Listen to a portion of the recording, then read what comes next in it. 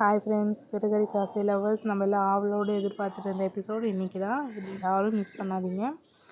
இந்த மாதிரி மட்டும் போயிட்டு கேட்குறான், இந்த வீட்டை பற்றி அந்த பங்களா பற்றி என்ன ஆச்சு அப்படின்னு சொல்லி விசாரிக்கிறாங்க. மனோஜோட ஃப்ரெண்டை கூட்டிகிட்டு போகிறாங்க. அந்த இளநீ கடைக்காரன்ட்ட கேட்குறாங்க, காசு ஒரு கூட 100 ரூபா கொடுத்துட்ட மாதிரி இந்த மாதிரி டீட்டெயில்ஸ் எதாவது இருந்தால் சொல்லுங்கள் அப்படின்னு சொல்லி அவனோட விசிட்டிங் கார்டு கொடுத்துட்டு வரான். இந்த மாதிரி ஏதாவது சொல்லுங்கள், என் அண்ணன் எங்கே தான் வீடு வாங்கிட்டான், ஏமாந்துட்டான் அப்படின்னு சொல்லி. அப்புறம் அவனோட ஃப்ரெண்டு யார் யார் வந்து போகிறா அதெல்லாம் கொஞ்சம் சொன்னான். அதுக்கப்புறம் இளநீ குடிச்சிட்டு காசு கொடுத்துட்டு வந்தான். சரி, அப்புறம் மீனாக்கு ஃபோன் பண்ணி எங்கே இருக்கா அப்படின்னு கேட்குறாங்க. அம்மா கடையில் அங்கே இருக்கா அப்படின்னு சொல்கிறா. சரி நான் வரேன் இரு அப்படின்னு சொல்கிறேன். அப்புறம் போகிறாங்க. அப்புறம் அந்த கூலிங் கிளாஸ் பற்றி காமிக்கிறேன். அது மாதிரி என்னோடய ஃப்ரெண்டு நான் சொன்னேன்ல கன்னட மேடம், அவங்க தானே கூலிங் கிளாஸ் கொடுத்தாங்க உனக்கும் எனக்கும், வா போட்டு ஃபோட்டோ எடுக்கலாம் அப்படின்னு சொல்லி 2 பேரும் ஃபோட்டோ எடுக்கிறாங்க. அதுக்கு முன்னாடியே முத்து அவங்க கூட ஃபோட்டோ எடுத்து வச்சுருப்பாங்க ஃபோனில். அதை பார்த்துட்டு மீனாவோட தங்கச்சி சொல்கிறாங்க, இந்த மாதிரி இந்த பொண்ணு ஆல்ரெடி நான் பார்த்துருக்கேன் அப்படின்னு சொல்லி. எங்கே பார்த்தேன், நல்லா யோசிச்சு சொல்லு, வேறு எதோ முகமாக இருக்கும் அப்படின்னு சொல்கிறாங்க. இல்லை நான் பார்த்துருக்கேன், உங்கள் அண்ணன் கல்யாணத்தில் தான் நான் பார்த்தேன். இந்த மாதிரி முன்னாடி நின்று பேசிகிட்டு இருந்தாங்களே, அவங்க பேர் கூட ஜீவா அப்படின்னு சொல்லிட்டு.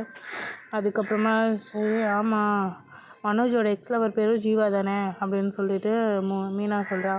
ஆமாம் இப்போ தான் எனக்கு புரியுது, நான் உடனே போய் பார்த்துட்டு வரேன், விதி பாரு நீ என்கிட்டே வந்து சேர்த்துருச்சு அவளை அப்படின்னு சொல்லிட்டு முத்து வந்து கிளம்புறான் அங்கேருந்து.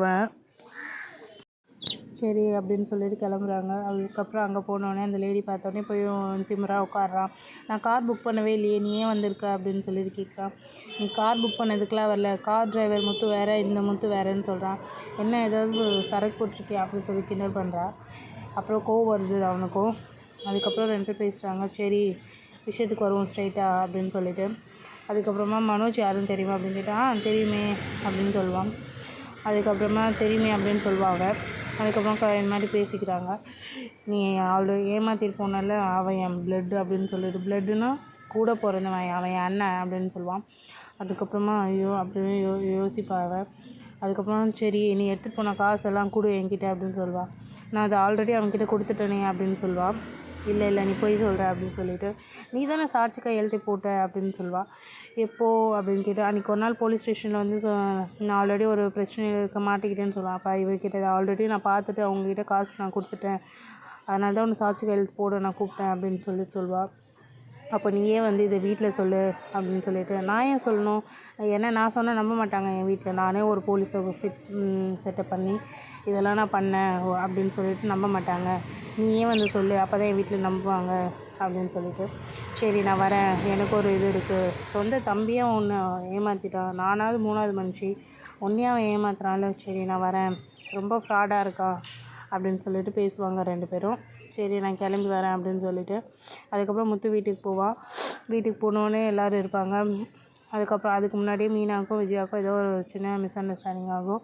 அவள் ஃபோனில் பேசிட்டு வருவாள். அதுக்குள்ளே அவங்க அம்மாவுக்கு என்ன இங்கே நடக்கிறதுல உங்கள் அம்மாகிட்ட சொல்கிறியா அப்படின்னு சொல்லிட்டு விஜய் கேட்க ஆரம்பிச்சா. எனக்கு அந்த பழக்கம்லாம் இல்லை அப்படின்ட்டு.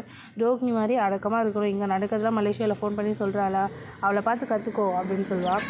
அதுக்கு மீனா சொல்வாள், எது 30 லட்சம் எடுத்துகிட்டு போனாங்களே அது சொல்லட்டுமா, அதை பார்த்து கற்றுக்கட்டுமா அப்படின்னு சொல்லி கேட்பாள். அப்புறம் முத்து வருவான். எல்லோரும் இருக்கீங்களா வீட்டில், எல்லோரும் வாங்க அப்படின்னு சொல்லிட்டு சோஃபா எல்லாத்தையும் நகர்த்திட்டு அந்த நம்ம ஜட்ஜ் மாதிரி அந்த டைனிங் டேபிள் இது இருக்கும்ல, அதை எடுத்துகிட்டு வந்து நிற்க வச்சுருவான். அப்படின்னா ஏதோ ஒரு பஞ்சாயத்து அப்படின்ட்டு அர்த்தம் வீட்டில். அதை எடுத்துகிட்டு வர்றதுக்காக போவான். என்னோடய எபிசோடு இப்படி தான் போச்சு. நம்மளோட சேனலை சப்ஸ்கிரைப் பண்ணிக்கோங்க, லைக் பண்ணுங்கள், அப்போ தான் நாளைக்கான எபிசோடு உங்களுக்கு வரும். தேங்க்யூ, பாய்.